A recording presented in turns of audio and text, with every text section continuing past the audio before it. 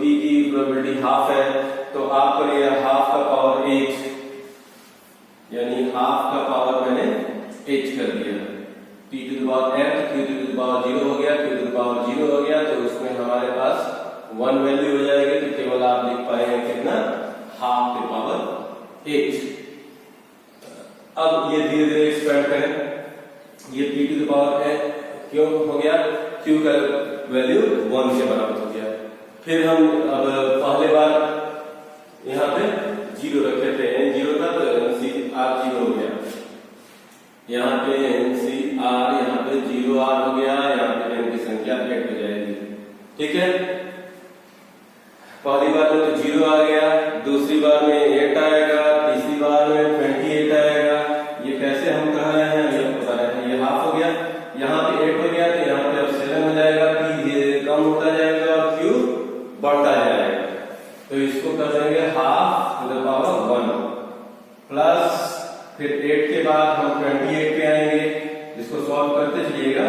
तो इसमें हाफ के ऊपर अब क्या हो जाएगा, ये 6 हो जाएगा, इसमें पावर हो जाएगा हाफ के ऊपर पावर, इसमें स्क्वायर हो गया, फिर 28 के बाद हो जाएगा 56, हाँ ठीक है 56 हो जाएगा। अब हम इसको 56 कर लेते हैं और 56 करके इसके ऊपर हाफ कर लेते हैं, हाफ टू द पावर 6 कर लेते हैं, 6 के बाद ये अब 5 कर लेंगे और यहाँ पे 3 कर लेंगे। इन दोनों का सम हमारे पास 8 होना चाहिए, ये कम होता जाएगा, ये बढ़ता जाएगा, ये तब तक बढ़ेगा जब तक कि उसकी p की वैल्यू 0 ना हो जाए। जैसे यहाँ q की वैल्यू 0 स्टार्ट हुई, इस तरीके से अब 56 स्टार्ट हुआ, तो अब फिर 70 हो जाएगा। ये जब करेंगे तो ये हमारा 70 हो जाएगा, 70 हो जाएगा। कैसे हो रहा है मैं भी आपको बताता हूँ।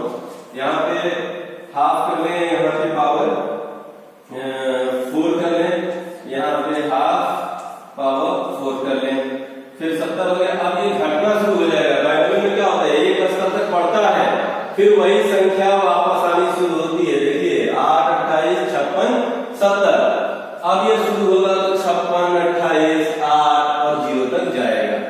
ठीक है, अब ये 56, 28, 8 और 0 तक जाएगा। तो आइए 56 कर ले, तो 56 करेंगे तो फिर ये वापस आएगा, p की वैल्यू हो जाएगी 3, q की वैल्यू हो जाएगी 5, p की वैल्यू हो जाएगी 3, q की वैल्यू हो जाएगा 5। अब फिर इससे वापस 56 से वापस चलते हैं तो 28 हो जाएगा। 28 में बात करें तो अब p की वैल्यू देखिए यहाँ पे 2 हो जाएगा और सॉरी n की वैल्यू 2 हो जाएगा, यहाँ पे q के पावर में हो जाएगा 6।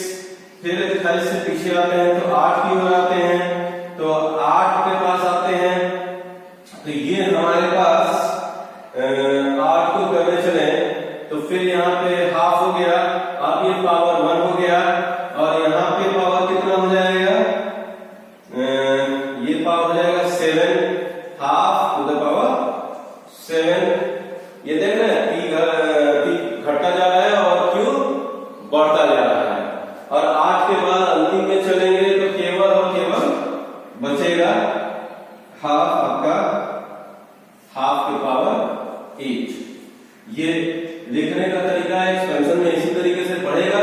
अब ये आप 0, 1, 2 क्या कर रहे हैं, तो मैं पहले एक NCR करके जो यहाँ पर लिखा है इसी को मैं बता दूं, NCR तो हमारा होता है n factorial divided by r factorial n minus r factorial.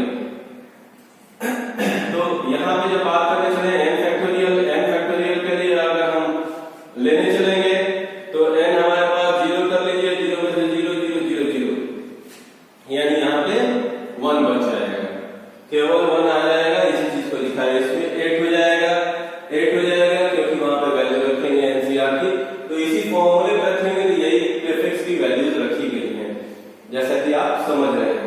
अब इसी को सॉल्व कर लें, इसी को सॉल्व करते हैं तो 256 और इसका 70 देखोगे डिनोमिनेटर मैंने क्यों वहां बोला है, तो इसका भी सबको करेंगे तो 256 के बराबर ही आएगा। ठीक है, तो 256 को अगर इसमें गुणा करेंगे तो कितना है, 256 बटे 256 हो जाएगा।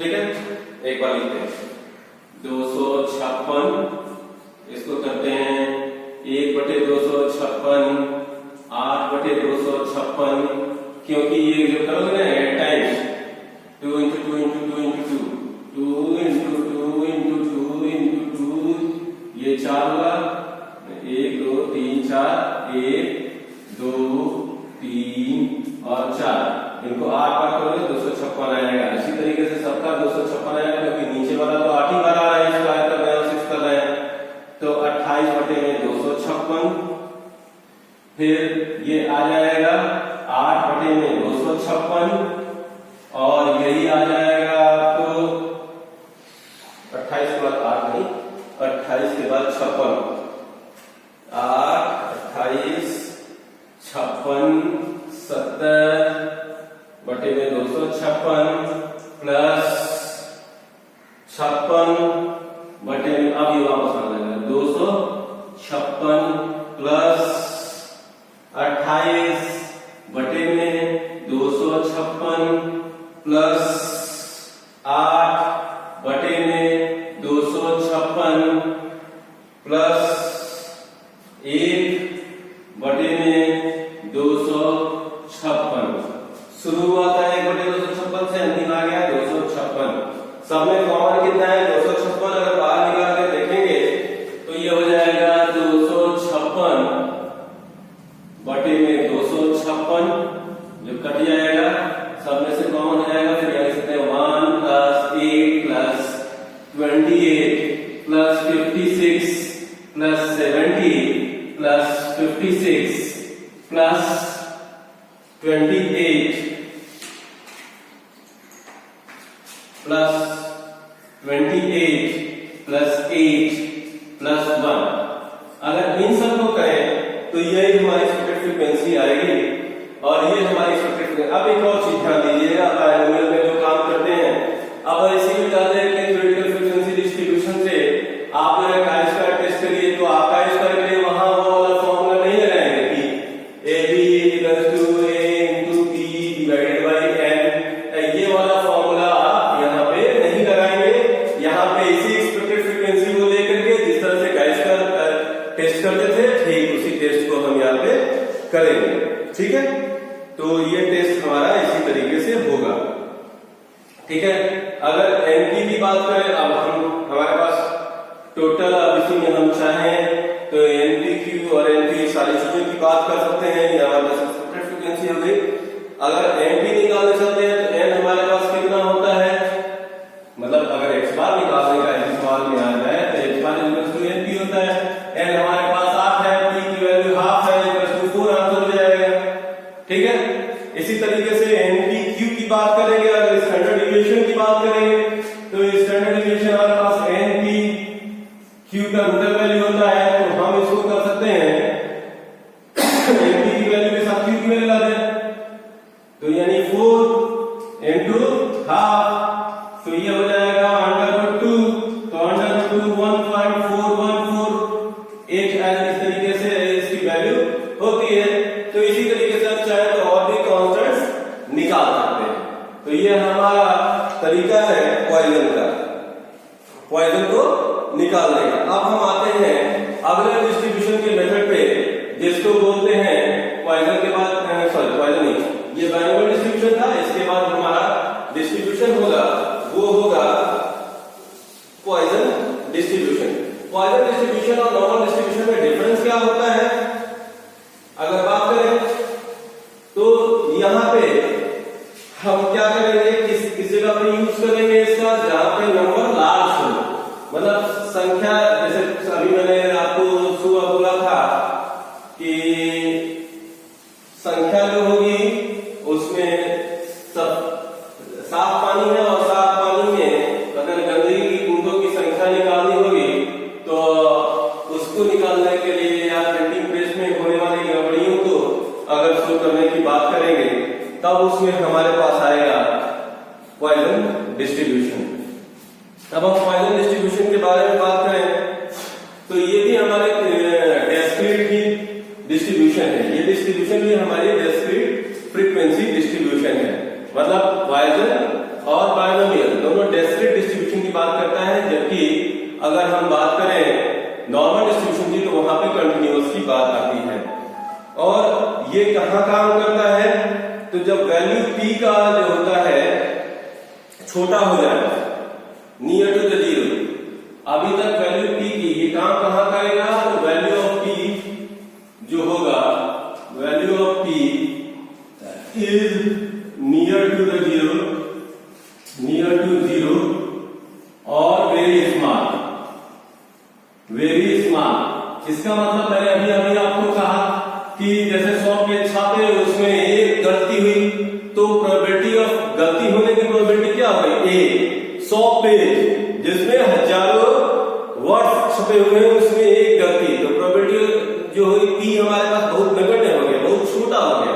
तो ऐसे केस में हम क्या करते हैं कि पॉइसन डिस्ट्रीब्यूशन को प्रयोग में लाते हैं। ठीक है, पॉइसन डिस्ट्रीब्यूशन की बात करते हैं। जैसे रोग बहुत महामारी फैल गया और महामारी में ये मालूम करना है कि महामारी में जीवित कितने लोग हैं, तो ये बहुत छोटी सी संख्या की महामारी में जीना बहुत मुश्किल होता है। इसके बाद जहां n लार्ज होगा तो इसका मतलब है कि हम यहाँ पे बायनोमियल फिट नहीं होगा, पॉइसन डिस्ट्रीब्यूशन फिट होगा और पॉइसन डिस्ट्रीब्यूशन को लगाएंगे। ठीक है, और पॉइसन डिस्ट्रीब्यूशन लगाते हैं जब हमारे पास कोई रेयर केस हो, रेयर केस हो और या तो रेयर हो या एबनॉर्मल हो, रेयर होगा या एबनॉर्मल होगा तब हमारे लिए पॉइसन डिस्ट्रीब्यूशन फिट होता है। और हैपनिंग बहुत स्मॉल होता है, बहुत छोटा होगा जिसमें हमको मालूम करना बहुत मुश्किल है। जैसे 100 पेज है, 100 पेज में टाइपिंग हुई है और 100 पेज में लाखों वर्ड टाइप हो गए और उसमें से एक गलती ढूंढना एक मुश्किल सा काम है। अब हम सीधे सीधे आते हैं कि कैसे हम इस पॉइसन डिस्ट्रीब्यूशन को कैलकुलेट कैसे करते हैं। मैं ज्यादा टाइम इसके ऊपर नहीं लूंगा क्योंकि बाकी कैलकुलेशन आपको हमने समझ लिया है, तो सीधे सीधे आते हैं कि हम किस तरीके से कैलकुलेट करेंगे। तो यहाँ पे कैलकुलेट करने के लिए सबसे पहला पैरामीटर हमारे पास हम यही लेते हैं कि x बार कैसे कैलकुलेट करते हैं। तो x बार का आपको मालूम है समेशन डिवाइड बाय n, और उसी को जब हम यहाँ पे आते हैं तो n से डिनोट कर देते हैं। यही हमारा एक पैरामीटर है जो यहाँ पे निकाला जाता है, n मीडियन के बराबर होता है। तब वैल्यू अब हमारे पास यहाँ पे हम क्या करते हैं कि value e to the power n को, देन अब हमारे पास n तो मालूम हो सकता है समेशन x से। अब यहाँ पे कैलकुलेट वैल्यू या calculation of value e to the power minus n, जिसको 1/m भी लिख सकते हैं, और जिसकी वैल्यू अगर बात करें तो पहले से दिया रहता है कि e की वैल्यू होती है 2.7183। e की वैल्यू हमारा e to the power minus n, तो यहाँ पे e की वैल्यू होती है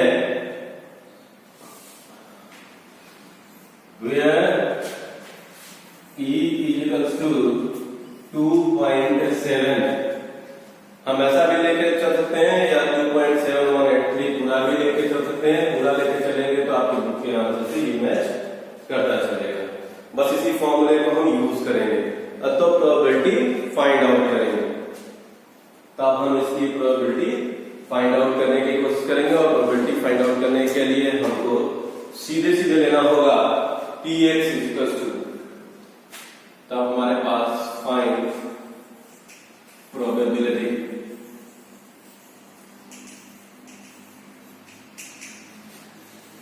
px, यहां पर मैं x से डिनोट कर दे रहा हूं, जिसको वहां मैं r से डिनोट कर रहा था। तो e to the power minus m equals to e to the power minus m into 1 upon या m to the power n, m to the power n divided by x factorial, ऐसा भी कर सकते हैं, या e to the power minus m to the power r।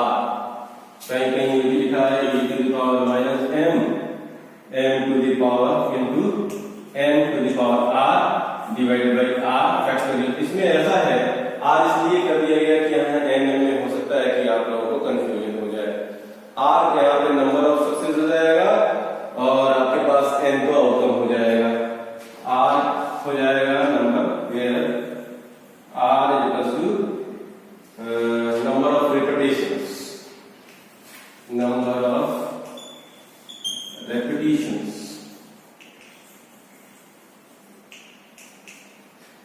और n तो आपके पास मालूम है, जो आपके पास या तो दिया होगा, नहीं दिया होगा तो आपको एम निकालना होगा, अर्थमेटिक मीन।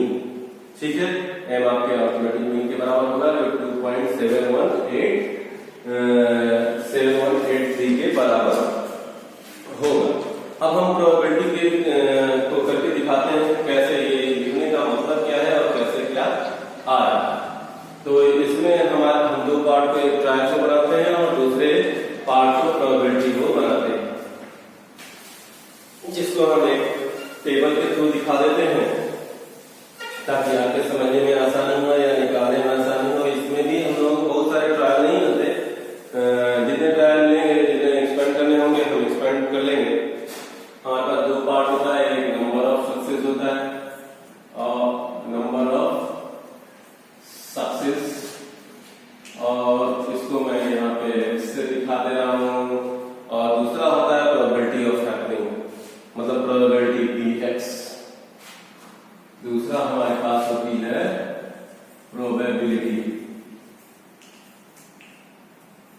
जिसको मैं px से दिखा दे रहा हूँ और pr से भी दिखा सकते हैं आप। जैसा आपको समझ में आया उस तरीके से आप दिखा सकते हैं। आप सबसे इसको हम 0, 1, 2, 3, 4 आर या एन, मतलब जहां तक एक्सपेंड करना हो वहां तक आप चाहें तो इसको एक्सपेंड करें। अब 0 लिखा हुआ है, इसका मतलब वहां वैल्यू 1 हो जाएगी, मतलब e to the power minus n केवल वैल्यू हो जाएगी इसकी प्रोबेबिलिटी हैपनिंग की।